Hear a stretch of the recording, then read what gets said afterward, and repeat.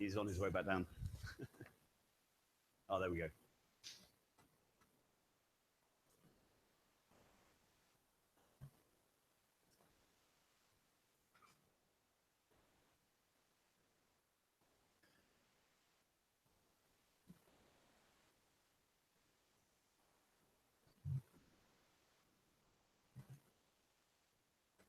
Technology was serving us so well. I can start without the...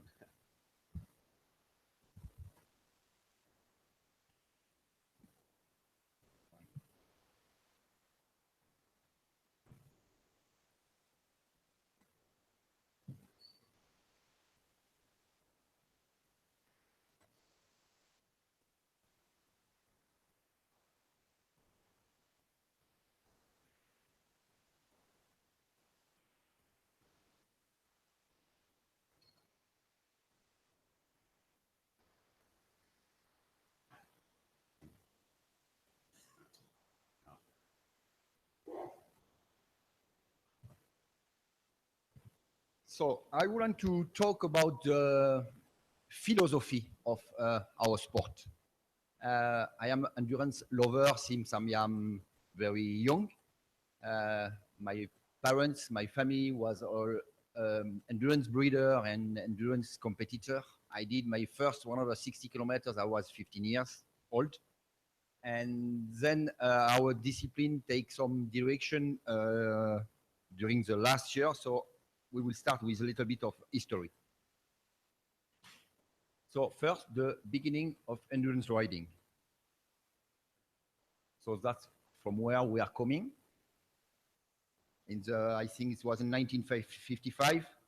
Wander Roby from Lake Tahoe to Auburn, 160 kilometers in 24 hours. That was the first Davis Cup. I think the father of the modern endurance. Then in every continent, we start to have a big event where the main goal was to finish, was to win, like the Davis Cup, Florac, the Tom Quilty. So that was on the 70s. Then start with the beginning of endurance competition. That was on the 80s. It was beginning intercontinental FEI competition with the first world championships. And during 20 years, we have a succession of couple rider horses who dominate our sport as living legend. And there was example to follow to all over endurance rider. So if we can talk about Beckyard and Hero Grand Sultan, I think he win a world championships here in week in, I don't remember, I think 90, 80, 92, 82. We can talk about Melfenic. We win his first race. He was 7 years old in Montélimar.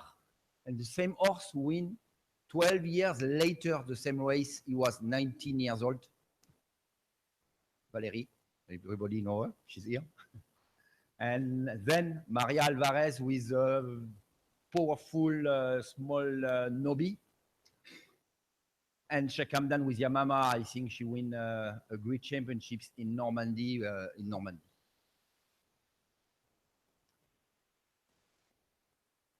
Then begin endurance, what we can call racing.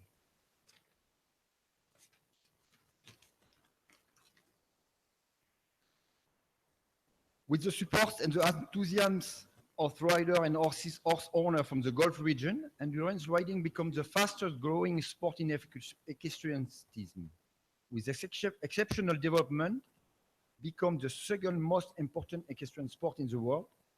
And step by step, with the creation of endurance race track, our sport drift towards racing system, and the interest we saw before was more on the horses, on the rider, on the couple. Now the interest go to team, to trainer, to horse owner. When we saw a big event, we said, oh, today's MRM wins the race. Today, Dumas team wins the race. And I think this shows a big change in the philosophy of our discipline.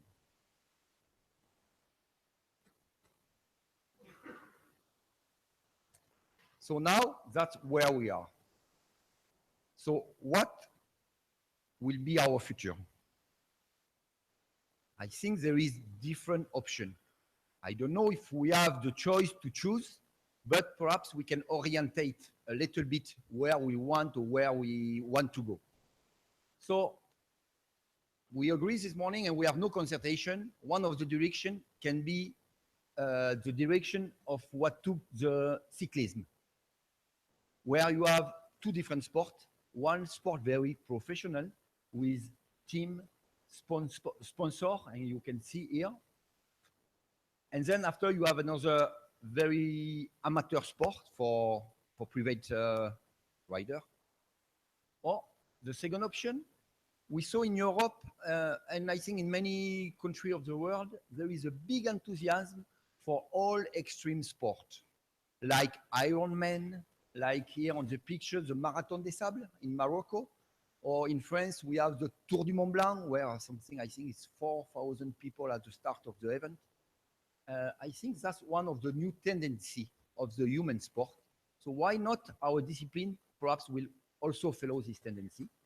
Then the third option is long distance racing. And I'm sure with the new rules we will apply, we can take one direction or the other one. So my big hopes for the next 10 or 15 or 20 years is to be sure we have every endurance rider as a summit to ride, as a summit to attend.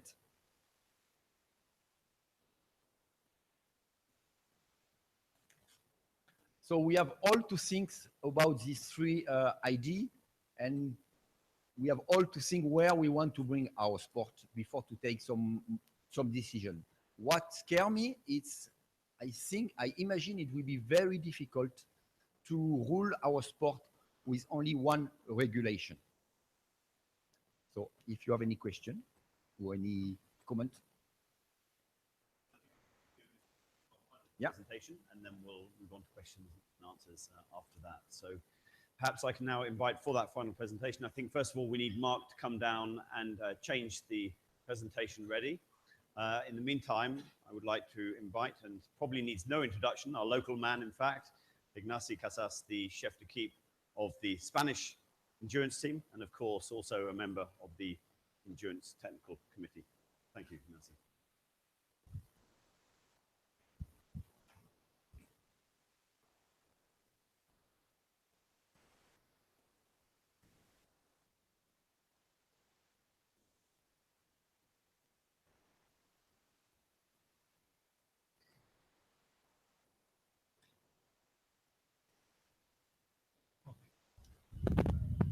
Welcome, everybody. Thank you for coming to Vic. It's a pleasure for us to have you all here.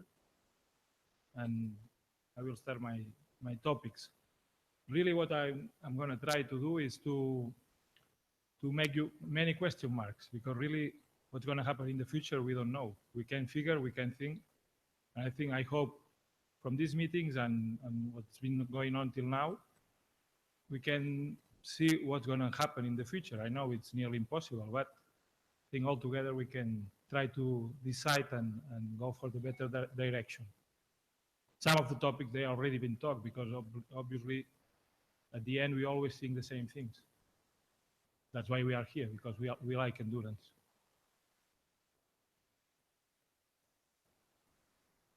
So modernizing the sport and what we can do. So as has been said, we start from a very amateur sport, and where are we now, where we want to go? I put in the 80s, we are totally amateur, like a baby, no? In the 90s, we start with the professionalism. In 2000, we came to start the big sponsors. I put a picture of my wife when she was riding endurance. Still she rides, but not like she used to do. At this time, she was top level in Spain, winning many races, winning the rankings and everything. It's to see the evolution, no? That was at the end of the 80s. We see the picture, it looks like a very old-fashioned way, but we enjoy a lot and we got a lot of fun also. but it's obviously changed a lot. There's another example. We used to do bet gates in a bullfighting arena. And it sounds funny, but it's also helpful. But obviously now it's not the way we can do it. So where are we now? In 2017, we are with big sponsors, mainly concentrating Group 7 and other parts of the world, but mainly Group 7. So we could say we are teenagers. We are becoming to become adults, but we still are teenagers in endurance. So the main countries or the main places in the world where we got endurance in a professional way is obviously Gulf countries. Europe is quite concentrated in south of France, especially, and north of Spain. And then some parts of UK, maybe Italy, and other parts of Europe, but not so concentrated. Australia, we got a long tradition. South America, that it became like a reservoir of horses for the big buyers. USA, that is like in the middle, we can say. And other countries, obviously, I forget some. And where we want to go? Well, it's a big question. Everybody would like to know. What I see is that in 10 years, 20 years, we could be like show jumping, that is a big event, or like Olympics, or like horse racing, or like similar to Formula One or MotoGP. I think if it goes that way, the sport will become very professional, with all the pros and contras, but it's what is coming. And we'll have to face that and see what's the direction. I think it's a very important thing in endurance. We came from totally amateur, and we are becoming really very professional in maybe 20 years, maybe 10 years more, 30. We'll go from zero to everything. So like racing, maybe it took 200 years to become professional. Or show jumping, it's more than 100 years becoming professional. So it's normal. We got so many problems because we are blowing up the stages so fast that even ourselves, we are not able to keep the pace. But we are trying. Then one of my questions as chief of the KIP, qualifications for world championships and big events like 5 stars and all that. Before, we used to have no qualification at all. So anyone could take a horse and go to the world championship in the old times. Now we have 4 CI 2 stars and 1 CI 3 stars as a minimum requirement for being an elite rider. So every time it's more and more difficult. Where we want the qualification limit, it's up to us. We have to ask that. We want a maximum number of riders and nations, flags, or we want less riders and only top riders. So less quantity and more quality. So one thing is good, the other is good. Both are good. If we take away flags, it's not good for the development of the sport. But if we get all the flags, then the level of the rider is not the same. So we have to find a solution. So it's obviously it's not easy, but what is going to happen, it will happen. So that's why I'm saying what you want, like show jumping, horse racing, Olympic Games, only the top can compete. Then we lose flags, or we want to keep with all the flags and with less quality of the riders and the horses altogether. Then another question, championship format. How many starters per team? In the last World Championships, we keep changing the format. I've seen since the last 20 years, 6 per nation, 2 in the team, 2 individual. Also, they used to have 12 riders per nation, like we used to have in the Spanish team in Jerez. That was a big mess. For me, it was good. We didn't do it anymore. But someone can think the contrary because we want more people. So it's open. Then we went to 5 nations per team. Sorry, 5 per nation, 4 per team, 1 individual, plus 2 reserve horses. Then 5 per nation and 5 team. And the first 4 count for the team, like it is now. And now for the next year, we have 4 per nation, plus only 1 reserve horse. So we keep changing the format of the teams. So I think also we need to set up the same format. And if we are able to have a contrasted way that is working good, we should not change it all the time because also it's confusing. We got many advisors or expertise that ask us to change the formats. One time the advisors, one time studies, flags, nations. Some organizers, they put a number of maximum starters. The International Olympic Committee is also giving advice to us. The Olympics, many people is advising us.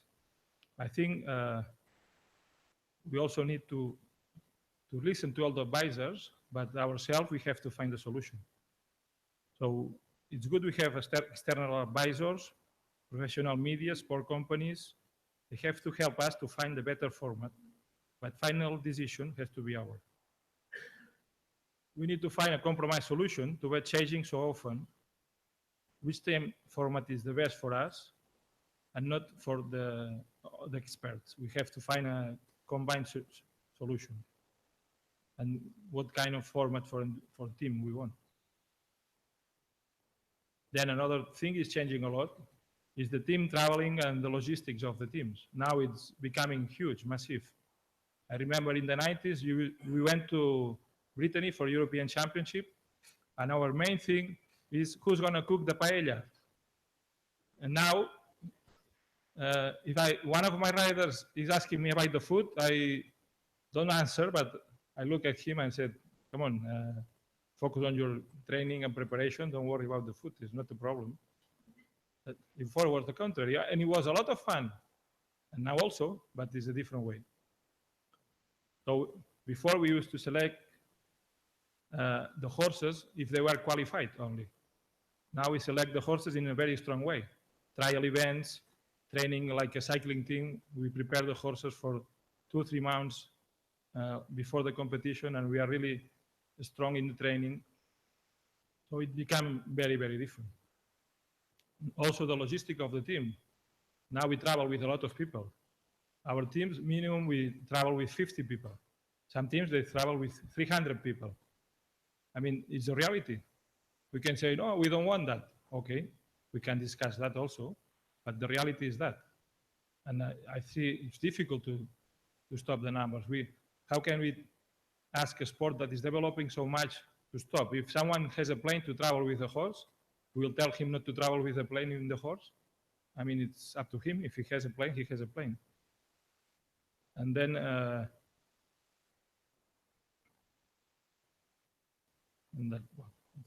also like we raise like cycling teams. Every time we are using more cycling team competition way or training. So it's not anymore the finish is to win or the pleasure to ride. It still is, but in the top winners, they also enjoy, they have the pleasure to ride, but they want to win. And I myself, I love finishes to win. In the race I organize, I always put the banner at the end of the bucket that it says finishes to win, and I still believe in that. But I think we have both, and we have to be able to survive all together. So we have to decide how massive we want it, how can we control that? I mean, can we imagine that Formula One racing or MotoGP, you tell them, no, now you will not be able to have so many mechanics, so many engineers to prepare your cars, because we don't want you to go with all these things, and so you cut off all your expenses and investments in the companies. So it's coming. So this is an example like a cycling team, no? They are all follow one after the other. If you are a not experienced rider and you get in the middle of this group of horses, you will get an accident for sure.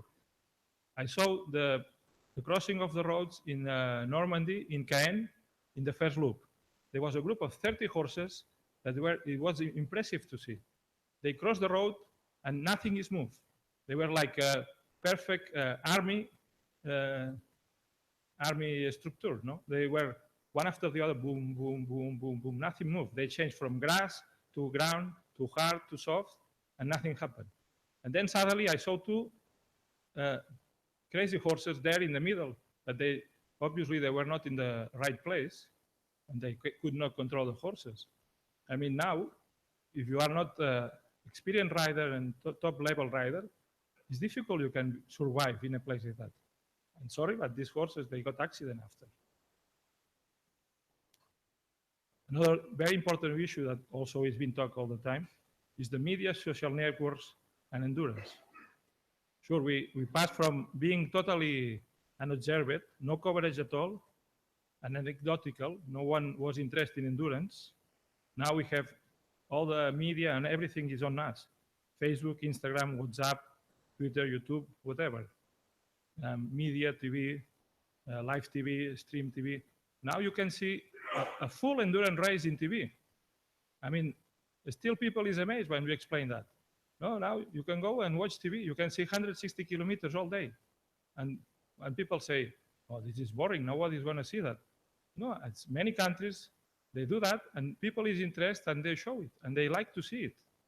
So it's coming, and some countries will not be like that, but others is like that already now. So we have to be aware of that. How we want to promote the sport? We keep it low profile, that no one is seeing us. We hide everything, and we make it popular. We stay in the middle. We have to decide. Are we prepared to be popular? Yes, not. We have to decide again. I think we must promote us in a positive way. So here I put the pictures of the rider kissing the horse. Why don't, I mean, we don't have to hide the problems and the accidents, but also we have to be able to show the nice part of our sport. Again, the TV shows are there. This is the live TV show from the prize-giving ceremony in the European Championship. So if we can do that, we can use it also in a positive way. Also, how we promote the positive values of our sport. Can we be friendly but real? I'm sure we can. There's another example of a sponsor and the Longines sponsor, like many other sponsors we can have. And then another item that also has been talked is the new technologies. We already have pulse meters, time system, GPS. I remember in the 80s in Spain, the riders, and no one was allowed to have an stethoscope. There was a case that a veterinarian enforced the law against rider because he was using a stethoscope, because he was interfering with a veterinarian job. So now is obviously is not a case, and no one even now, no one used the stethoscope anymore. Everybody used the heart rate machine, the small one. So it's an example how it's changing. And now we fight a lot in the 90s to have the pulse meter and the screen. I was one of the first to have a pulse meter in our races here in Spain.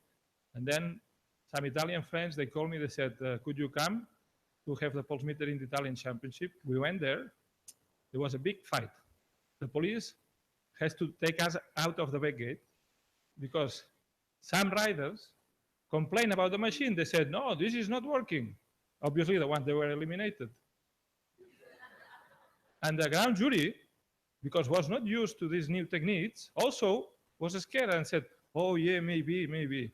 And then the fight started. And the people jump inside the back gate. And it's true, we are lucky the police was there. So, but it came on, and now we have pulse meters, and it's used worldwide. There's no problem, no discussion. So it's an example of how the technique is coming and is helping. So it's not everything negative. The time system, obviously. Now it will be impossible to control a race without timekeeping and microchips and all these things. And I'm sure it will develop a lot and much better because it's easy nowadays to have these systems working.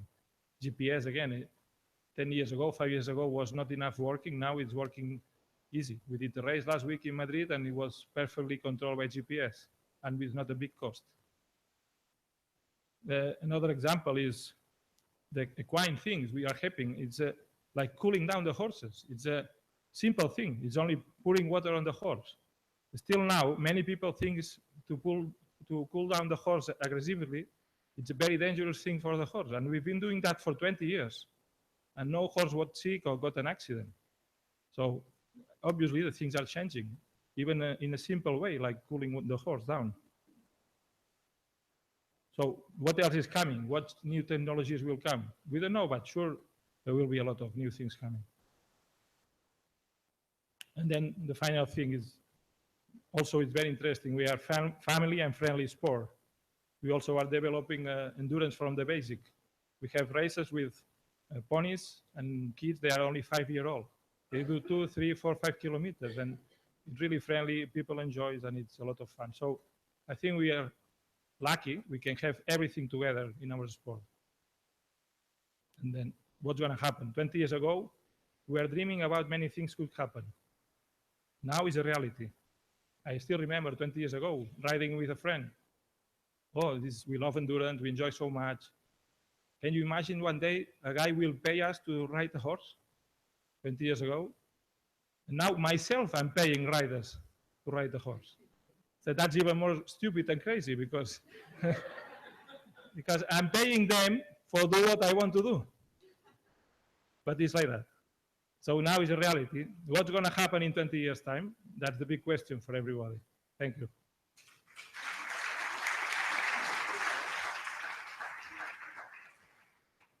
Thank you, Ignacy. Thank you, Stefan. I'm going to invite Brian to join us back up on the stage as well. A lot more points to think about once again. Some mention of the transition from endurance riding to endurance racing, professional versus amateur. Should it be more badged as an extreme sport? Long distance racing. The point was raised again of one set of rules, or does a different approach need to be taken of types of racing, types of endurance riding to the rule system? Qualifications, what's the limit on these? Do you want to follow the lead of show jumping, of Formula One? I liked the approach of the teenager, having now nearly 3 teenagers myself. I can see the pains that brings. We all know about that, and I think that description through to adulthood, where now the sport needs to move, is a very useful one to keep in mind. Formats again, team logistics, the issues of that, and of course, most importantly, the costs of team logistics. Cycling keeps coming up. In so many of the presentations, cycling has come up again and again. Now, cycling has had many challenges. It's going through a lot of challenges now, but equally, they found a lot of very good ways of promoting and pushing and driving forward their sport. A lot of that through technology. Technology keeps coming up. Particularly interesting question you raised, Ignacy, that really struck a chord for me. You said, are we prepared to be popular? Are we prepared to be popular? I think that's a really interesting one to think about, to see what do you need to do to be able to promote those positives. So I think maybe if we can try and focus on this final session, on those positives, I think a lot of the points have been made around rider training, around licensing, around how to manage speeds and so on. We covered a lot of that yesterday and the welfare aspects. Perhaps we can really focus on answering that question in this last session. What does the sport need to look like to be promoted well, to really grow, to really capitalize on that potential that we've all acknowledged clearly exists? So, who would like to kick off? Have we lost our, we've got the microphones. Oh, here we go. Yes, please, sir.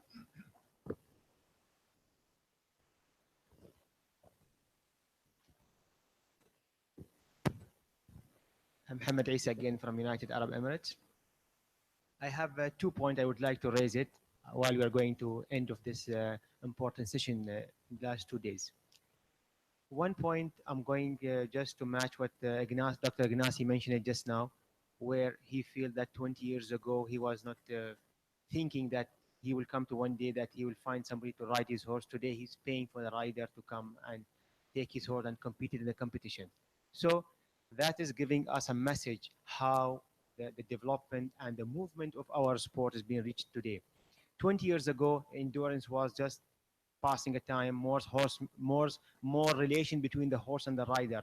Today, we have entered into very strong competition, very development sport, and therefore, I'm going to highlight 1 point is concerning to me, which is the responsibilities.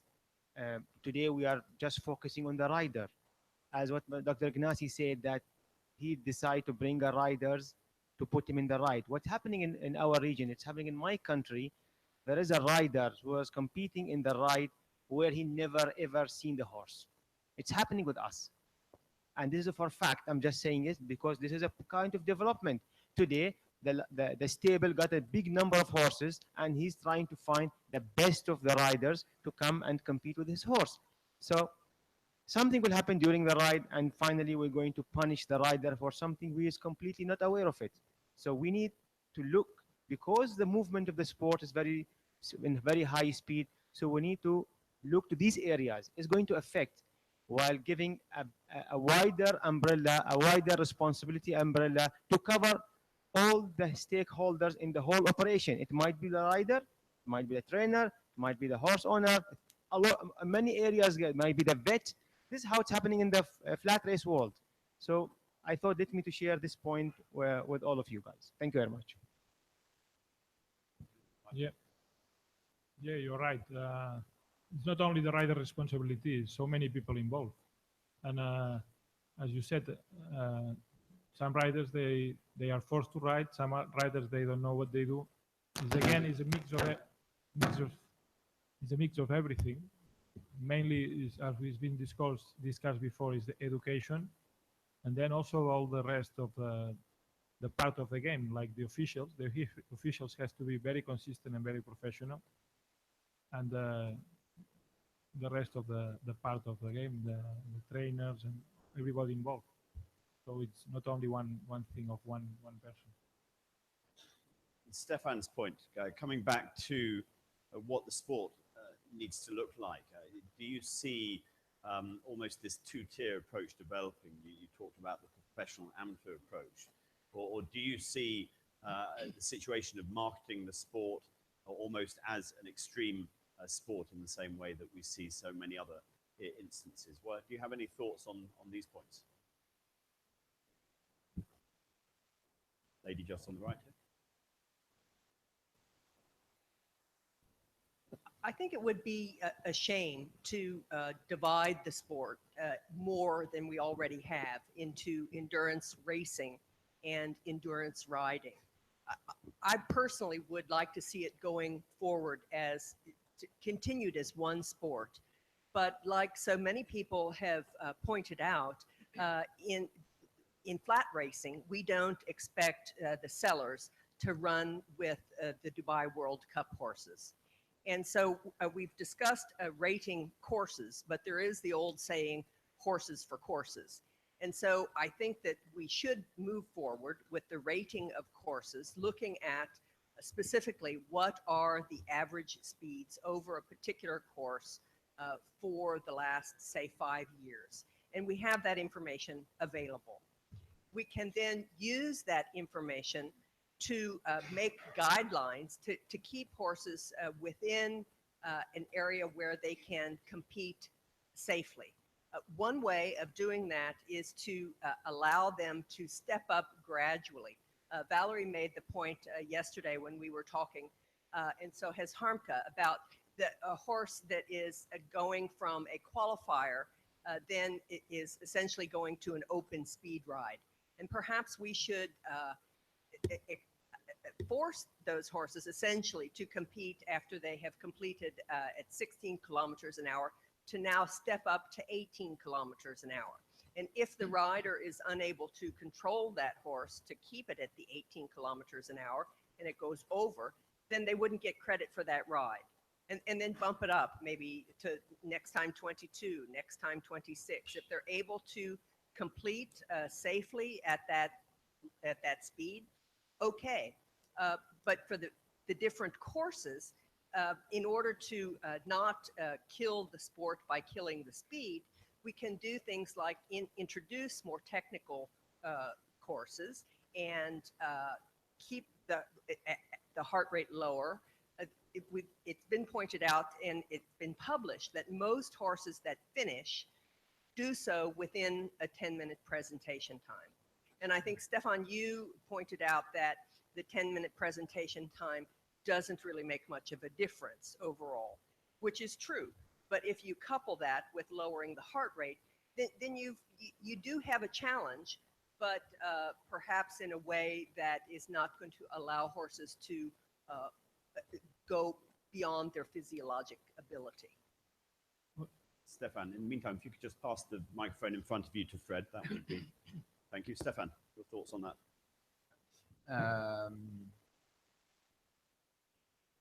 Since now 5-6 years, we are talking about the split of our sport between racing and the old endurance type. And like many of us, I was against this. But more we go, more I think we have no choice. We take the direction of some country like Group 7, like France, like Spain.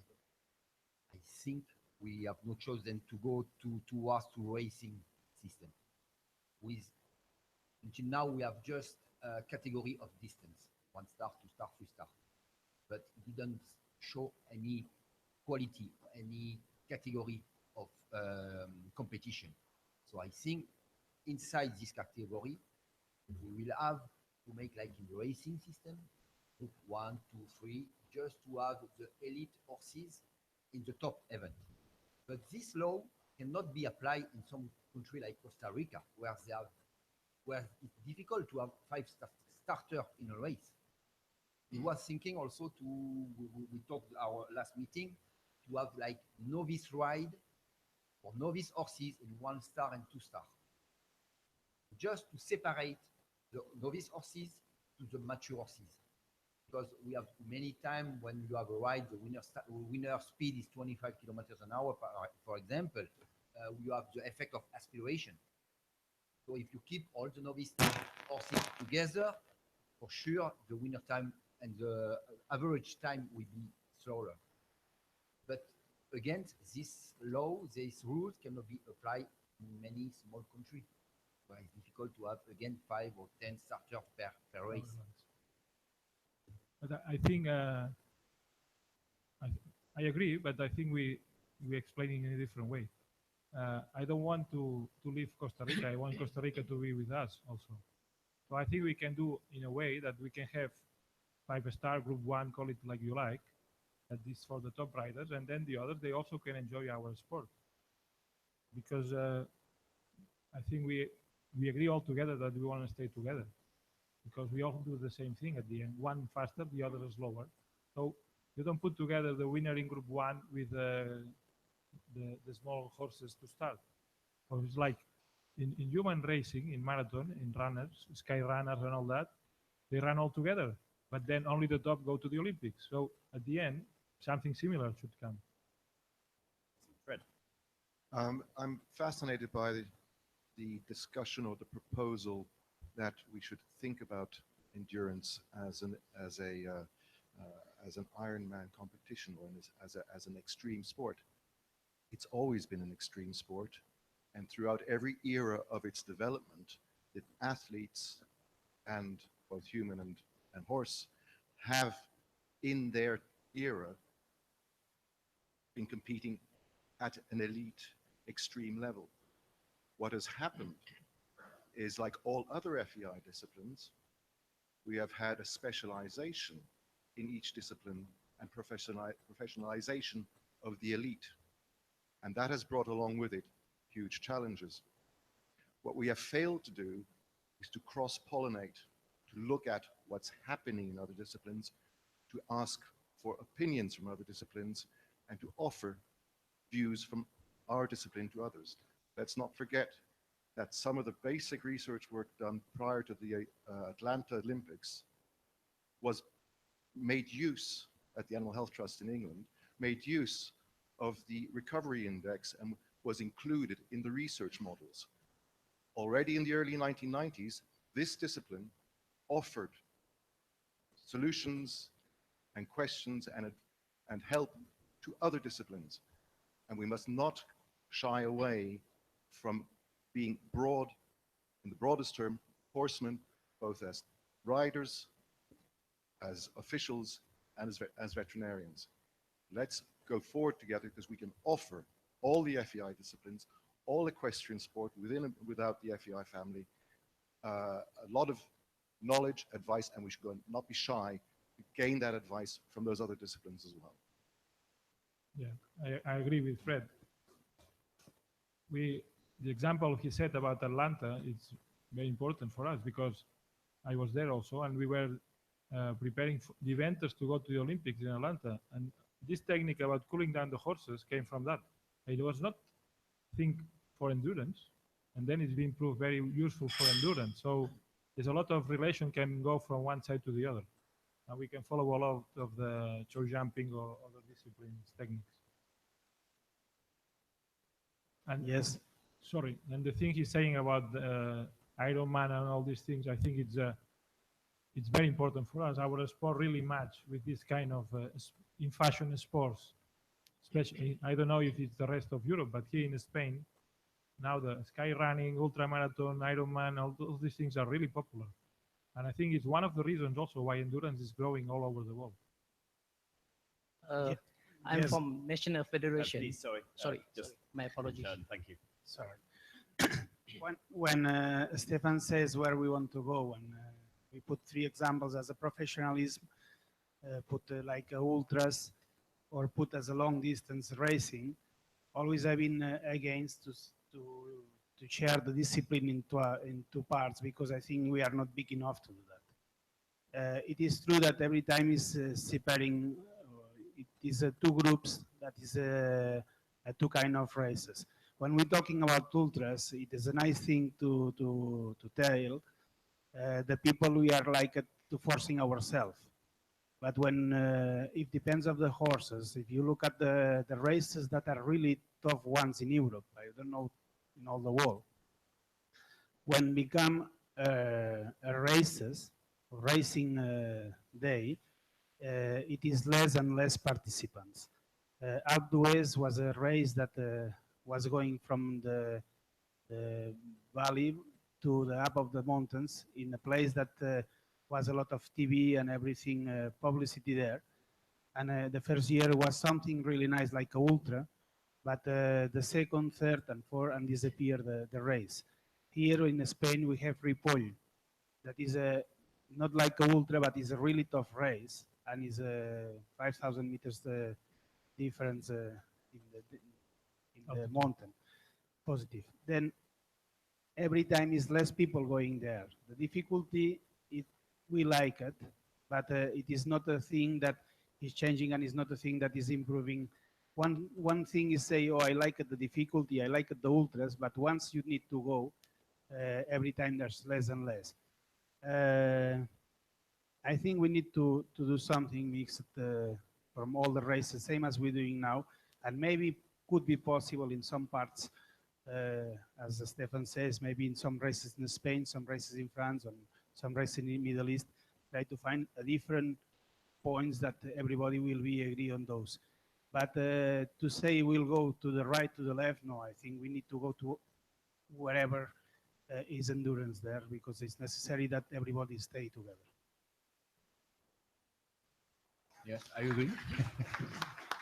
But I agree, but I think we will need perhaps different rules for all of this type of event. I'm not sure we can have the same rule for all this right. Could be possible, and maybe it's something to study. It's true that I live in, I feel myself as a half Emirati and a half Spanish. Then I live a long time there, and I feel really as a part of the families there and these things. It's true that the endurance there is so nice and is so passionate. One of the things that is true also is that when we're starting the horses, we will find in the race there the best horses in the world, with probably some of the best trainers and probably with some of the best riders. It's the highest level that everybody knows in the world. When you go there, it's true also, and I would like to say that sometimes we find a Group 1 horse, a world champion horse, fighting with a horse that just coming from Europe. In Europe, it was qualified in the first position in 120 kilometers at 18 kilometers per hour. And the day that reached there, is fighting with a horse or with a mare that did 29 kilometers per hour.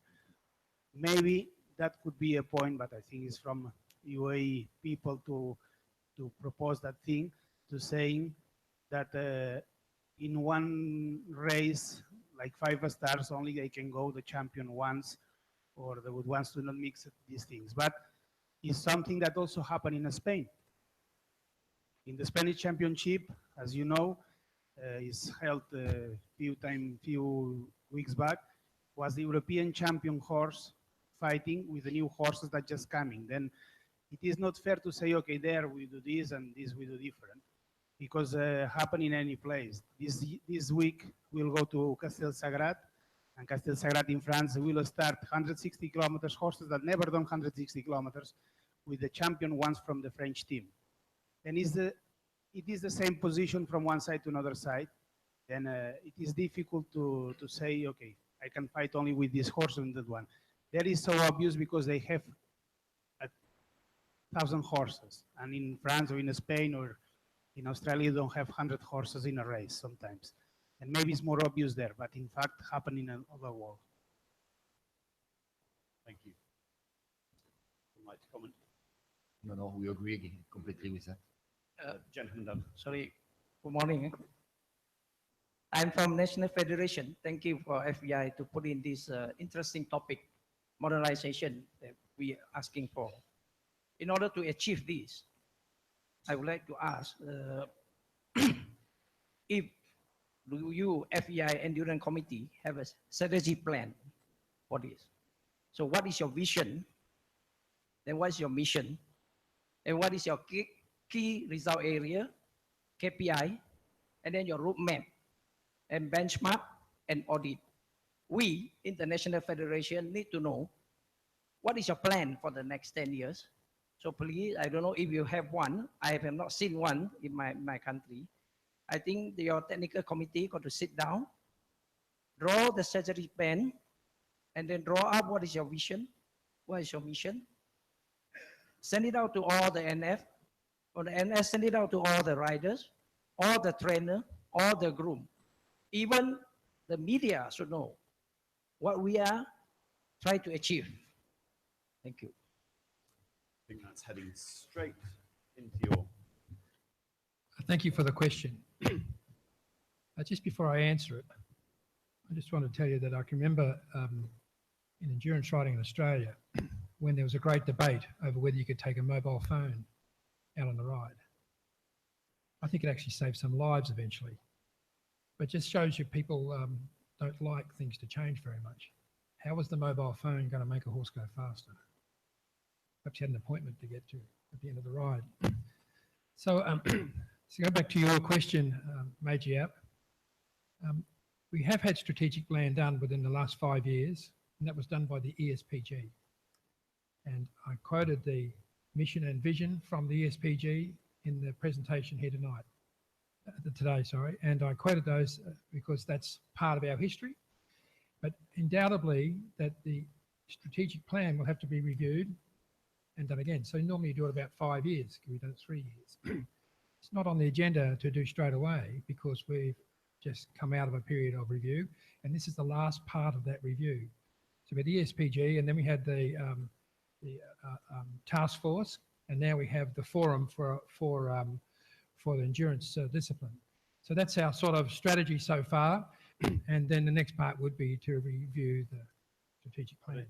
If my memory is correct, Brian, that strategic plan you referred to was very much geared up to all the technicalities of the sport and tackling a lot of the issues that the sport has had to face in recent years as a result of that dramatic growth to become teenagers.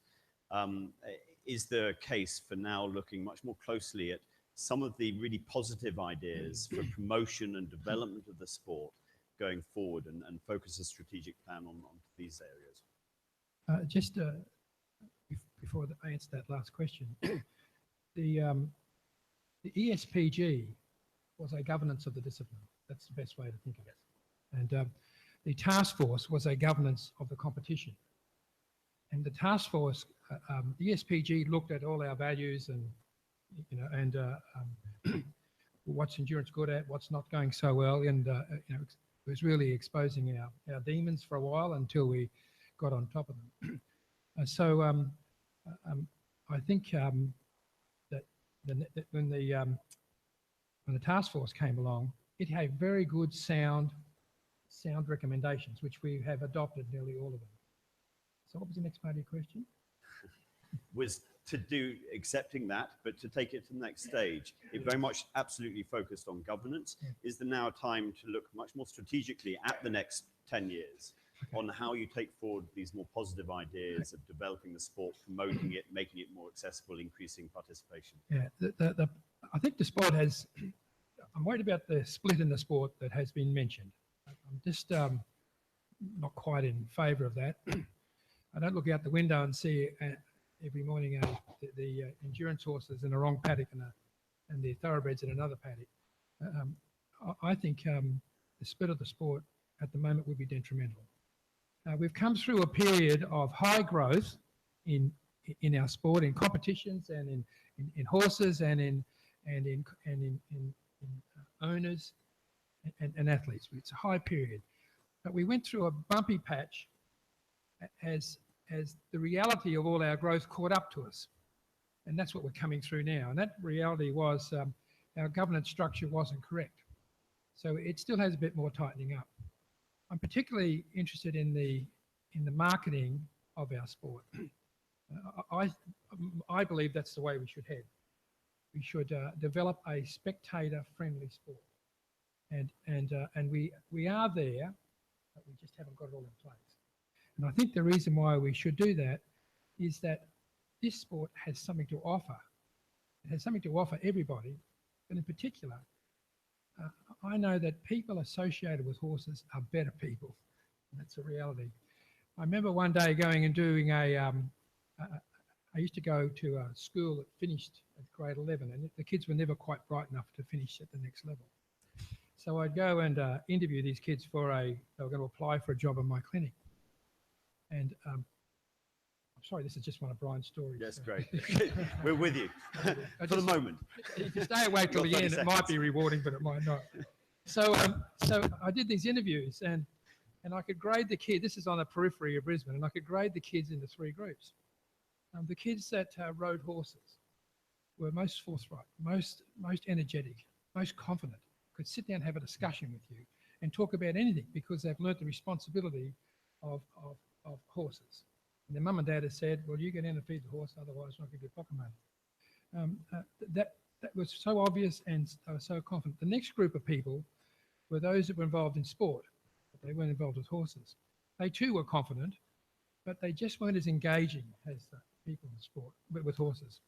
And the third group were the kids that hung around the milk bars. And they were the people that were going to get into trouble because they had no connection with anything else. Home life wasn't so good. So I see the horse industry as an industry that really helps mankind. And I think the endurance industry, because of the length of the competition, is the greatest test of character that I think you can go through other than go to war. When my son was riding, and I was there, it was an FEI ride, and it was his first 160. And I was on the veterinary commission, so all of this conflict of interest views came in. So I have no conflict of interest. My son riding is not a conflict of interest. Then I got read the Riot Act, so I left the vet gate and waited for him to continue the event. All of you know that what it's like at the end of a 160 kilometre, they had to cross a bitumen road and the horse slipped. Didn't fall over, just slipped. They went into the vet gate and it trotted out so lame, its worst 160. I hated every vet on that vet gate. Because it was my son they put out. And I know what I'm doing. And I would have put him out too, but you shouldn't have put out my son. So he went back to where all the people were. And one of the ladies came up to him and said, James, welcome to the 160 Club. That's for all the people that vet out at the end of the ride. And your father's been doing this to us for years. Now we've had our revenge. Dr. Al-Haji. Thank you very much. I think to answer our colleague here who love to ride in the Emirates and for all the others, that Emirates Equestrian is looking very seriously into the grouping of rides in the Emirates, because we realize also that always certain group were actually winning most of the time, and certain riders, and the other rider who would like to win as well have no opportunity, because the quality of horses is much less than the others who are competing in the same manner. So we are working on the criteria now of how to group the horses in order to give more opportunity for the other riders as well. And that's encouraged the new riders as well to continue riding rather than keeping their horse in the stables. So we are going to do that. Thank you. Yes. No, yes, I think you're right. I think it's very important to keep a very large base of our sport. The high level go very well, but it's very important to develop the base.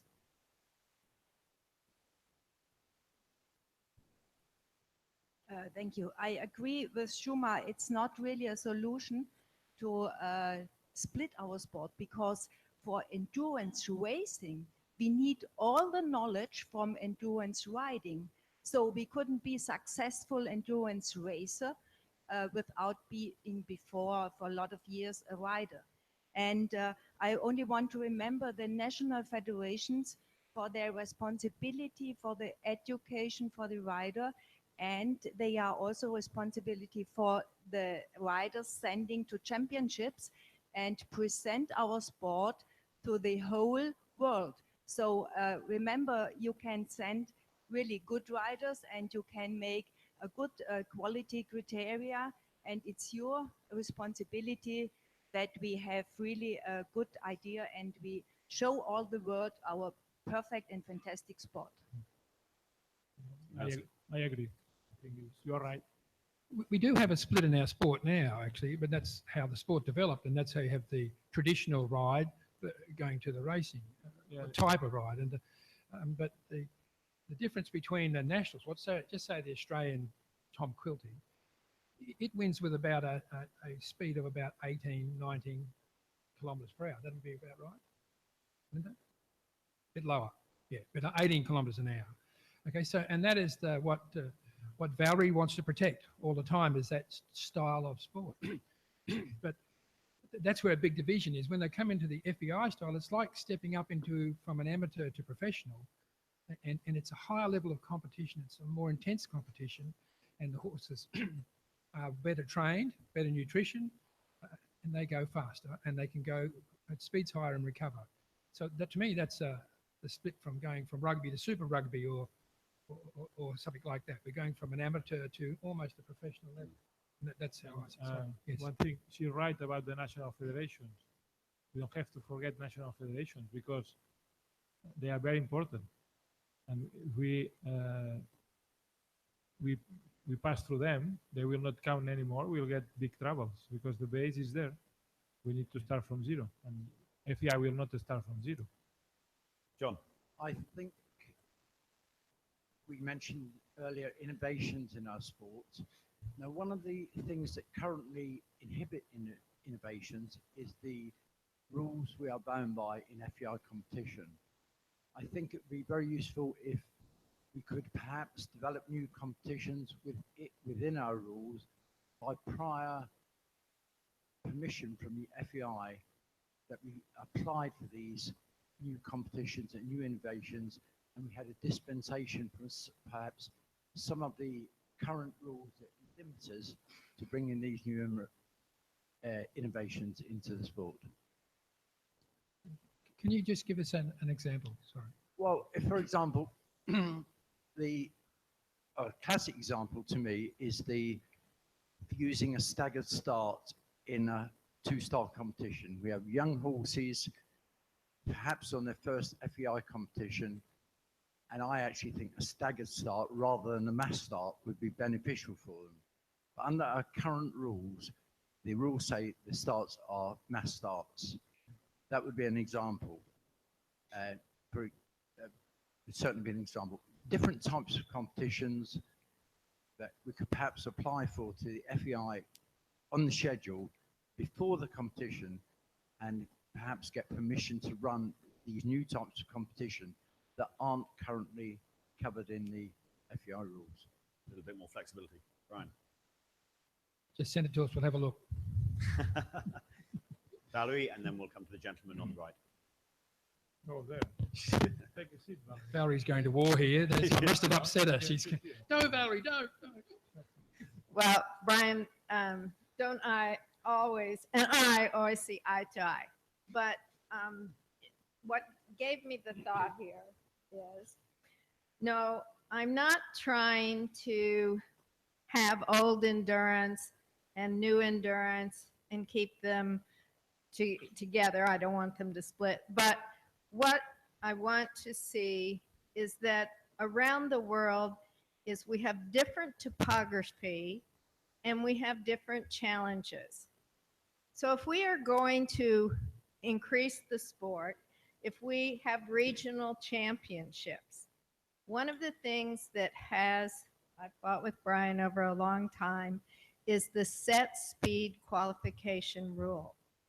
One of the answers might be for this whole thing is that if we have regional championships, they qualify by, yes, number of competitions, but instead of by a set speed, because it might be in Switzerland in the hills, or it could be, yes, in the UAE flat, or it could be in my country and the mountains, heat and humidity, that we make the qualification a percentage of the winning time.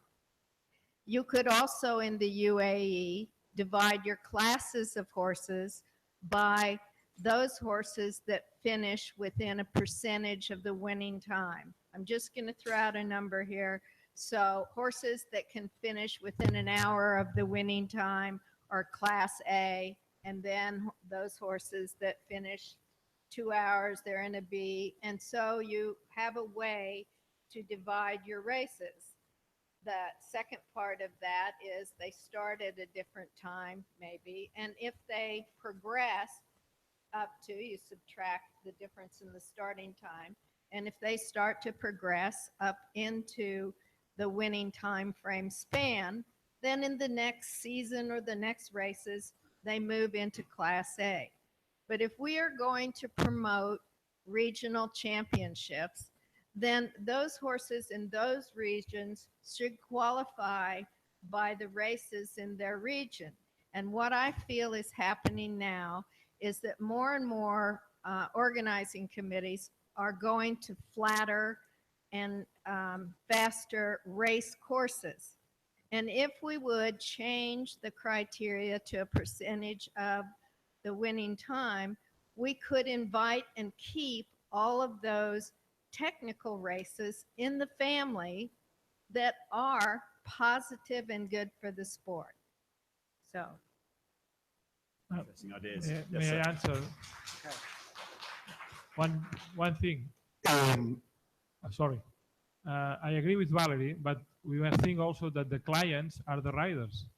I'm organizer in Ripoll. The race is probably the toughest race in Spain. And I've been doing that race for 20 years. And every year is less and less riders.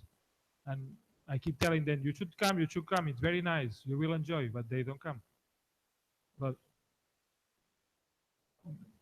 it's a 120, it doesn't matter qualification in this case, but it's the fashion also. So now it's not in fashion. I'm nearly sure that in 10 years time, that will be in fashion. That's why I keep doing every year. Yes, sir. Okay, I just want to say a few things.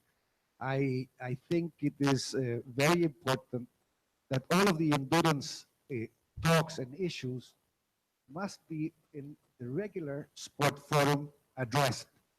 And as I said yesterday, it would be wonderful if that is just after jumping.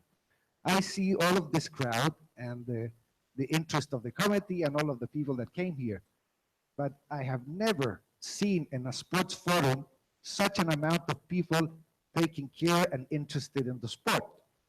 So I believe that to give the real importance to the sport, it should have the same amount of time maybe as jumping.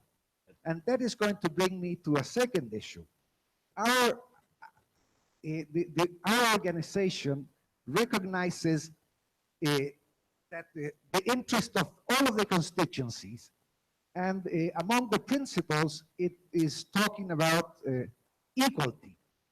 So somehow, what I would like the FEI management and the committee to try to find a way where endurance is represented in a proper and fair way in the board and also in the executive board. And I think that most of the people here will agree that as of today, we don't have a fair representation there. Sorry, if I'm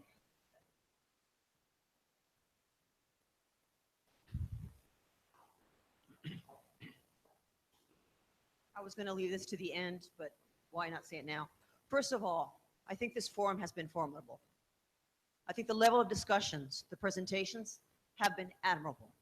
And I think this is something that we need to continue in the future, and we will. And I think having a forum addressed solely to endurance is the way forward. I think it should happen on a regular basis. I think it should happen maybe every 2 years or every 3 years, so we can see what strategies, what discussions that have been discussed, and what rules that we are going to implement, have they worked? What needs to be modified? And I give you our commitment, the FEI's commitment, that we will continue. I don't think, however, that we should just systematically include endurance in the FEI Sports Forum. The Sports Forum is to talk about diverse strategies that are going on in the governance body. There can be one session about endurance, but this is a better forum. This allows you an opportunity amongst yourselves to voice your opinions and have this open dialogue. I think you're luckier than jumping, because you are a younger sport and you have this possibility of doing this. And once again, I give you my commitment that we will continue. When it comes, you may be a little bit mistaken there, Christian. Brian has a position on the FEI board, a very important position. We discuss items with the FEI Bureau on a monthly teleconferences. There are in-person meetings, so endurance is properly represented and respected within our board. So please do not be mistaken. And so that's that. No, I don't think this is open for further discussion. You brought it yesterday, and I'm telling you today. So anyways, just keep up the good work, and we will continue to support you in every way that we can. Thank you.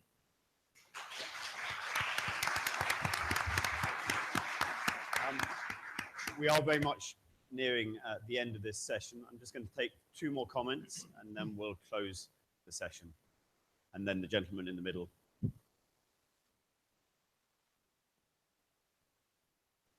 Try again. Yeah. Yes.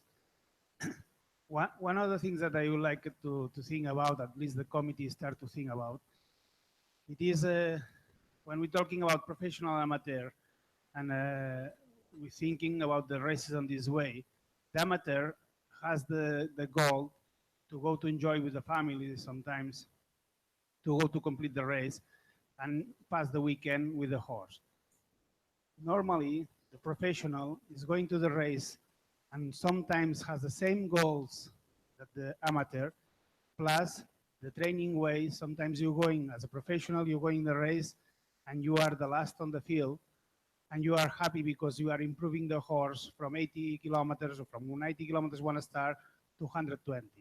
And it is the first time and you're going slow to show the distance to the horse. Mostly of the times, the professional need a goal to reach the place. The goal could be a championship. It depends how ambitious you are, but you need something else, not this. And after, I want to mean that it's 2 kind of different things that we want. Then even sometimes they are mixed together. It is very difficult for an amateur sometimes to compete with a professional, but when you give the choice to the amateur to compete against whom, he wants to compete with the professional. This is the French Federation. They did the two qualifier, one from amateurs and one from professionals. And you can ask whatever person is here from France who won the last race in amateur, and nobody remember, and everybody remember who won in the line. And even the amateurs, they don't want to be only the amateurs. They want to fight with another ones. This is one fact. The second thing is that when we go into the World Championship, we find some very good horses there, some very good riders, and some people that are not the same level as the top ones. But I think it's good for everybody. In the World Championship has, and for FEI, has 100 flags on the start. Even like this is maybe not the hardest competition ever because you're fighting with some part of the people. But what I will suggest, and I think is something important in the future, is taking the advice from Tim. I think one of the keys to improve the sport is the people like as him. To improve, to try to find different things. He tried to find solutions to put this sport in a different level. And I think this we need to adapt it to us. One of the things that he says, and I think is very important to the FEI thinking about, do same as in the Others Global Tour in the jumping things. This was before one thing that was working for the professional people and was giving the highest level in the jumping series. Then why we don't try to think about to have the World Championship as it is, and we have everybody as a family, and also has something that we can find, with all respects, maybe in one day, I don't know if it will be the ranking or whatever, but 10 riders from UAE, 5 from wherever, and from somewhere, but has the best horses together in one day. Because there is some teams, and this we must be fair about, and we must be honest. There are some teams that we go into the championship, and you can see in Kentucky, if you remember, it was a lap before the start. Sorry, after the start. The lap was 5 kilometers. When the leader horses did the lap and passed in front the vet gate again, was still some horses that not left the vet gate. And was not really a fair competition because one of the horses already has done 5 kilometers because has quality enough. And some of the horses, because the rider, the quality, or whatever happened, or because they decided to only to go to complete, they just started. And when you see the result, it is not the same level from the first horse to the last one as a competition. And why we don't keep it the World Championship for everybody and all the flags in the wall and try to find one place with the 2 or 3 races in the wall, try to get money as a sponsor from that thing. As a showcase. And as an absolute pinnacle of the sport as a showcase. Yes, one thing about the amateur circuit we develop in France with the French National Federation. I think I believe on the idea. I think we make the mistake to make just a copy of the FEI circuit, the same weekend, same place, same distance, with same services. I think we have to develop a complete separate circuit for the amateur. And I'm sure the amateur circuit will be the tank, will be the reservoirs for the future for the FEI competition. One final comment, sir. I just want to add on to what Valerie said about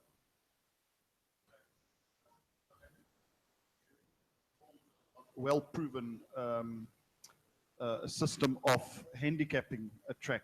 So to give you an example, my home track in Underberg has got a 10 handicap.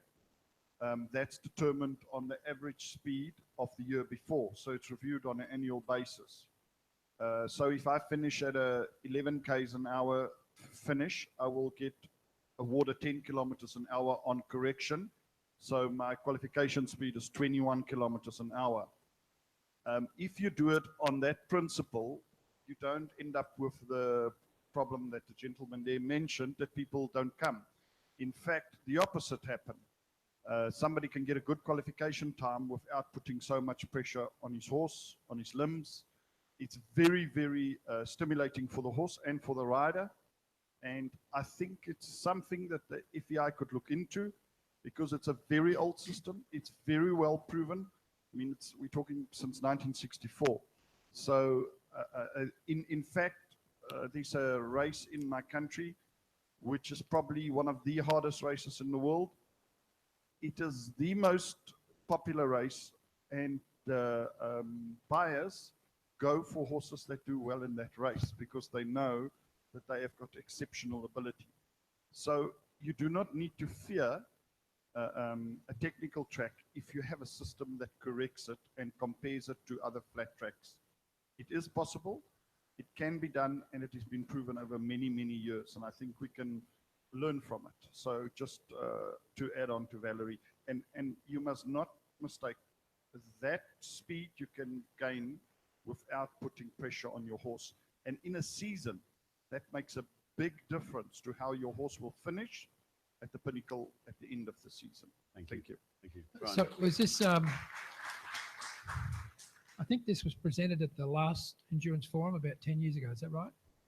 Yeah, that's correct. And I just stand in Has it amazement. improved since then or been refined? Our system has worked from year to year to year. And the funny thing, or not the funny thing, the interesting fact is, if you go and look at that tougher rides, or what other people will call the tougher rides, which I call a technical ride because it does test you on many levels, the disqualification rate is lower there. Yeah. So how can we talk about modernization and changing? Now you must remember, it also offers, because it's a little bit slower, it offers a spectator value when you see somebody crossing a river. I'm just taking a simple example. So it's easier for people to get to and to see and to cross from spectator point A to spectator point B and still catch the top rider. Could you send us the details? Yeah, I can. You can No use a problem. fax. We've got faxes. We're very modern. Yeah, we can send you snail mail, fax. Right. I'm pigeon. going to break my own imposed rule, and in fact, I think it's wholly appropriate that the last comment comes from the Federation here in Spain. Thank you very much, Steve. Is it working again? Yeah. Sorry. I just wanted to expand a bit on Juma's comments before.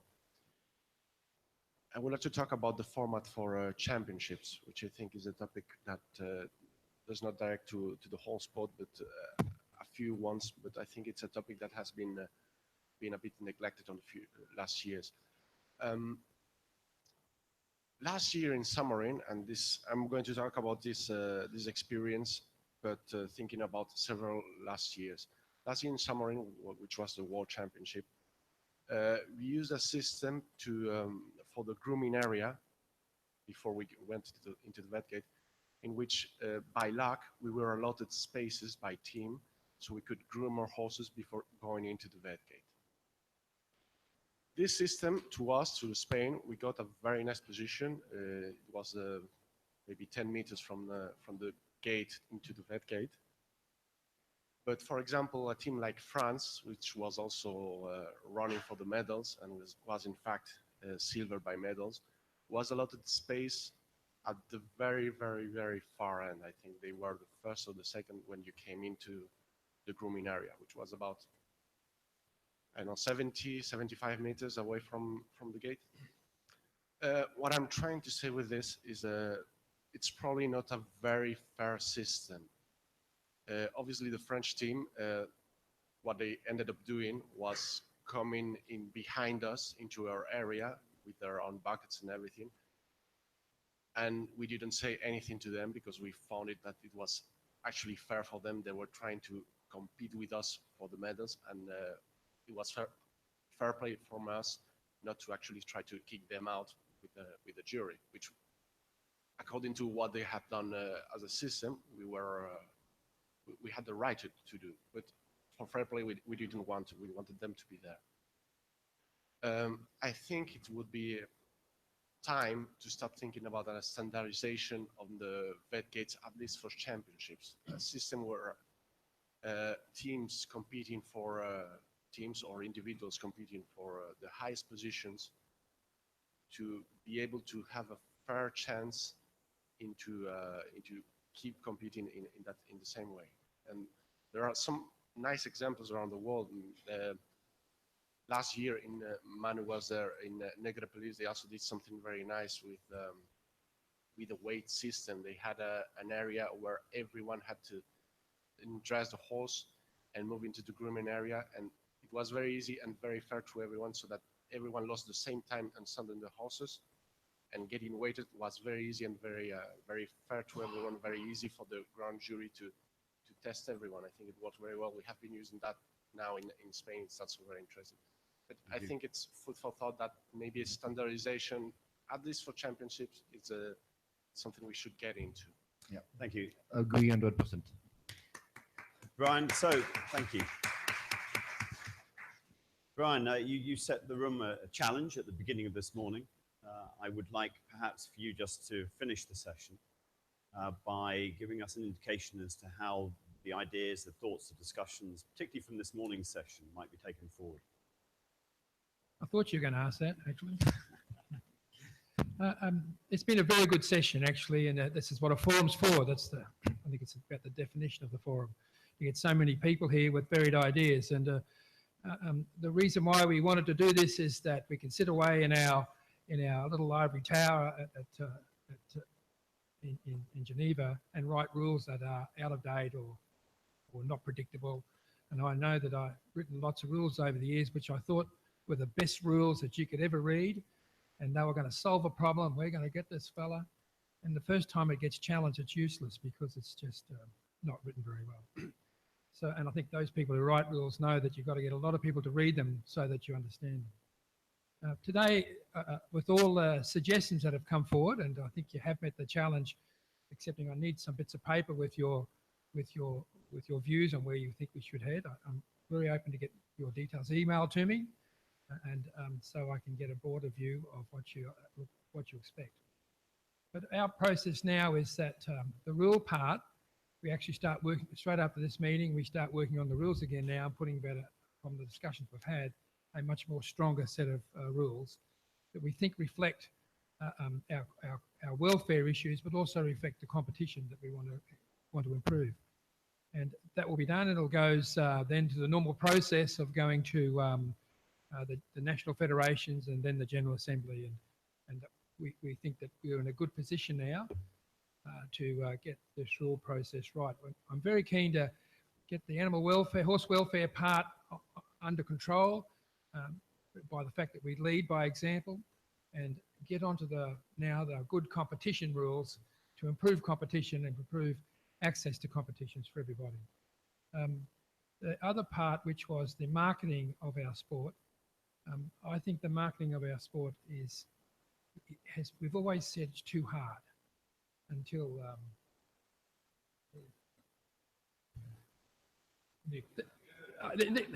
yes, until you came along and you made it sound very easy, actually. And I think that I've got a page of notes here and initiatives that you've mentioned, and I think that we should look at the marketing of sport as a sale of a very good product. That's why I mentioned that story with kids. Those kids that train with horses are better kids. The local kindergarten, local pony club, the lady in charge said we've never had a kid get in trouble ever because of the value of horses. So I think we have a good market, we have a good product to sell. We just don't know enough about the marketing techniques anymore. I don't know enough about them anymore, but I think we need help, and some people will get asked to help. Those who want to volunteer to help us with the marketing of our sport, I'm very happy to take any help that we can get. I'm very pleased with the quality of debate that occurred here because, as you know, rule sessions are sometimes really bitter and people walk out saying, that'll never work, and who's that drop kick who proposed that rule? There's all sorts of things occur. And yet it's been a very good debate. It's a very wholesome debate. It's been a debate on a very gentlemanly and ladylike manner. We've all been on our best behaviour. And I think that you've given us a lot of help. Also, we've given you the way we're thinking. And between the two of us, we should get a better story and get it right. Ingemar said to me one day as he was walking, we were walking down to a meeting, he was just chatting, and he talked about the problem we have with catastrophic injuries. And he just looked at me and he said, "Get it right, Brian." So I feel an overwhelming weight of continued responsibility. Just get it right. That's all he said. Thank you, Brian. And you can see the tree shaking behind me, actually. So, thank you very much for that. I just want to do some thank yous as well. Is it a dinner, sit down and lunch, or walk around lunch? I believe it's a lunch where you've been having your coffee breaks and lunch okay. so far. Okay. Not quite yet. Sit right there, Mr. Shin. I'm going to cramp now. I would just, I would just like to thank not just the panelists of today, but once again the panelists and all who have contributed over the last couple of days. First of all, so thank you.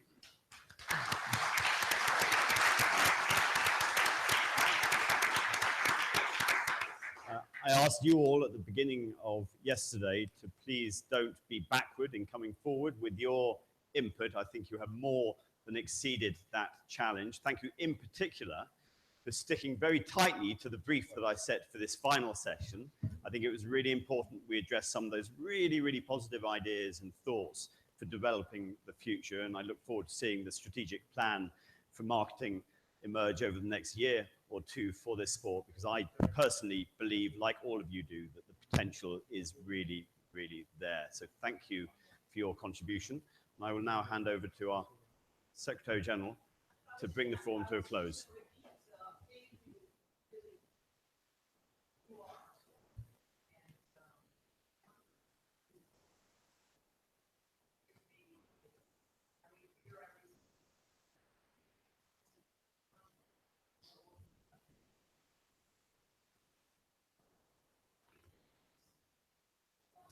And thank you, of course, finally to our hosts, the City of Vic, the organizers, both from the FEI perspective and, of course, the Equestrian Federation from here in Spain.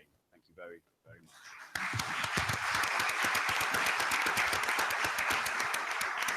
Safe travels home. Well, you've knocked the full of thank yous I was going to give, so I don't have much to say.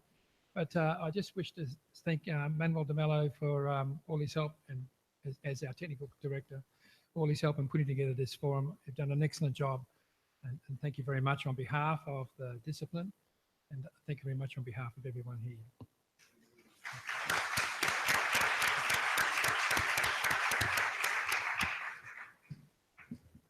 Go in peace.